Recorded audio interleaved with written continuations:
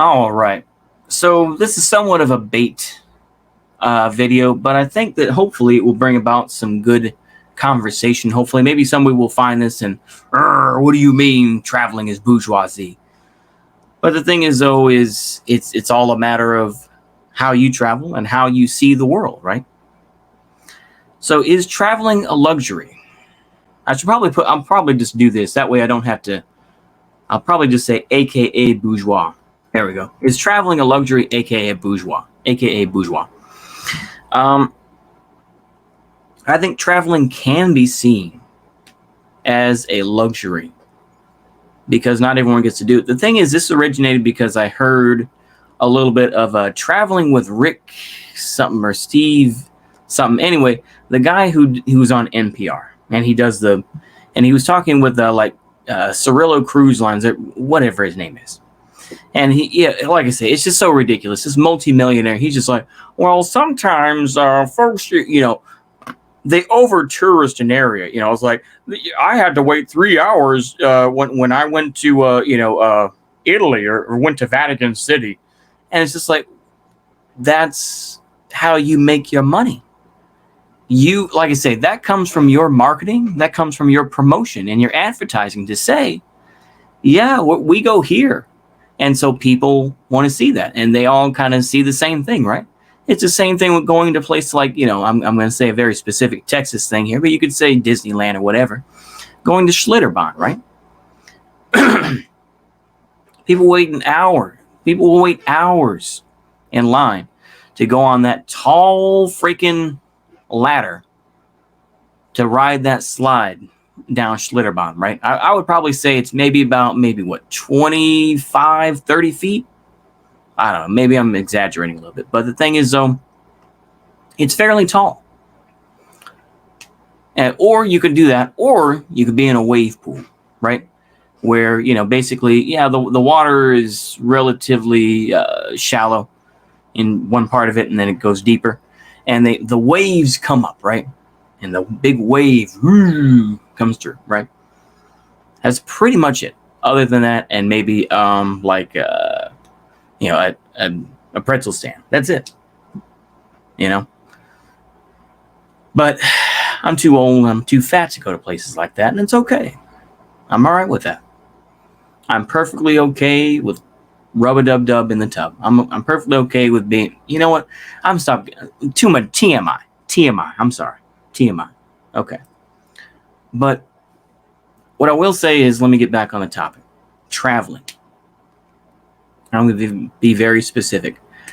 Traveling to a place within an hour, or traveling within a place within a state. It's like if you travel from, let's say Lubbock, Texas, down to Dallas, Fort Worth, or down to Austin.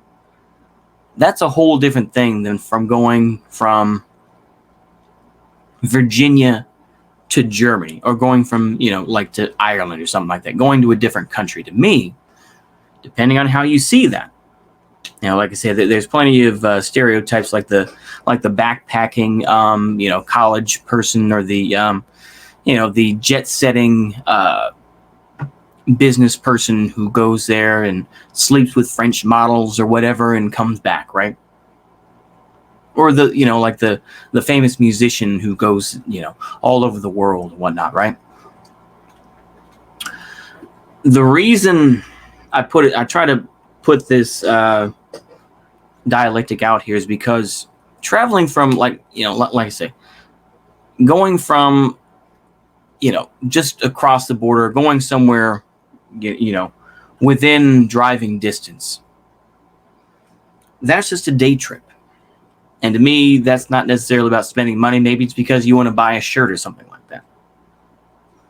When you travel to a different country, you want to present yourself as being more cosmopolitan.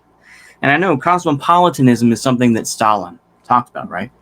He viewed cosmopolitanism, rightfully so, to a point with a lot of reservation, to say the least. And I think that's important. Stalin was correct on that. Traveling to other countries can mean that, yeah, oh, I want to study the culture, this and that. Some people say that. But then they'll spend their time mostly at the local McDonald's, where it's not much different than the US version, right? They don't want to experience that. They just want to be able to say, oh, well, I traveled there, this and that. And of course, the thing is with most Americans is that even when they do travel within, a city's distance or whatever, is that they do, they do that and then they'll go eat it at a McDonald's or something that they have in their town, right? So they don't really want to experience these other cultures. They just want to have the bragging rights to say, I went to China. What did you do? I went to the local Pizza Hut in Hong Kong or something. It's just like, I think can be important for people's growth, I guess, as a person or whatever, and understanding other cultures, yes. But I think that a lot of folks do not have that ability. Most folks just do not have that, they don't have that buying power, so to speak. They don't have it. They don't have the ability to drop, a big, what is it, like maybe $1,200 round trip ticket to, I don't know, France, or going to Paris, or going to, I don't know, Berlin or whichever, right? Choose whatever you want to. Let's go ahead and say something like Kuala Lumpur or something like that. This also comes from, I saw this very trashy, and I've seen it before, elements of it, but I saw a whole episode of Below Deck. A very pitiful, trashy reality TV show where these, the crew of this, this little cruise ship, go around, of course, and they sleep with each other, la-di-da. They don't like the clients or whatever because she's a divorcee and she's found some new hunky man or whatever. And then they get their money from the captain who's, kind of salty and whatnot, but has learned to play the game. And he is a professional captain, but he's also a businessman. He's also somebody who's going to schmooze the customer, right? That is the business we're in, because obviously that's capitalism. You have to be able to market yourself. I'm not saying I agree with it. I'm just saying that this is how the system is right now.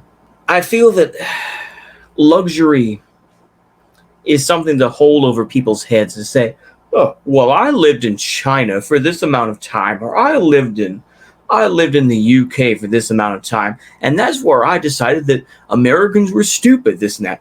You can figure that out on your own. I can figure that out on my own. But the thing is, though, I'm no better. That's the real pill, in my opinion. The real clear pill is this, is that, you can say, oh, well, even though I was born in, like a small city or something like that, but then I found out that they were all morons, and they were all, conservative Christians or whatever, right? And I went to a place that's much more progressive, this and that. Oh, I'm so much better than them now. It's a form of elitism that I'm no longer that person. And then, of course, they realize that they have sold out, right? Some people realize that. Some people are just, they are comforted in the lie that they are no longer that person, that they no longer have to deal with those traditional cultures or whatever, right? If they grew up a Catholic or whatever and they become an atheist, such as, I was talking about in my other video about, this is going to run together somewhat, but Jessica Alquist, where now she's in college and she's, trying to be an activist, quote unquote. The thing is, she's not that good of an activist because she really doesn't get that much, even for an internet activist, she's not really that much of a, she's not someone who's commanding a lot of attention. 11.6 thousand followers. Okay. And let me see here, from an actual tweet, not a retweet that she does, from a tweet that she actually does, just basically a repeat of other stuff, 13 likes and 5 comments. That's not brilliant. I've been having a recurring dream nightmare that I'm walking around the mall and suddenly I realize I'm not wearing a mask. Brilliant. Like I say, people will probably say I'm coping about this or I'm malding. And to a degree I am. But I also mock this person because this person is going to find out that these are not, that Twitter is not are not your real friends. And the thing is that if you say something out of line, then your friends are going to go away. This is the same thing that happens with celebrities all the time. And arguably, Jessica Alquist, of course, is a celebrity, not the same type of celebrity as other folks. But the thing is that, but I've repeated that in the other video, and that's a long enough video. I think I'll finish with this. Luxury, like I say, traveling, I think, has its value. But I think that many people do not have that ability. I don't. Even though I went on a trip with my parents, but that was within 2.5, 3 hours, and still within the state of Texas. So it's not really, it's a day trip. There's a difference between a day trip versus traveling to another country. And I think that, like I said, maybe this wasn't the best planned video, but you know what?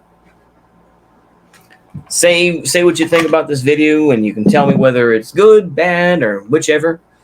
Like and subscribe and all that other fei-hua that people say. And see you later, and a goodbye.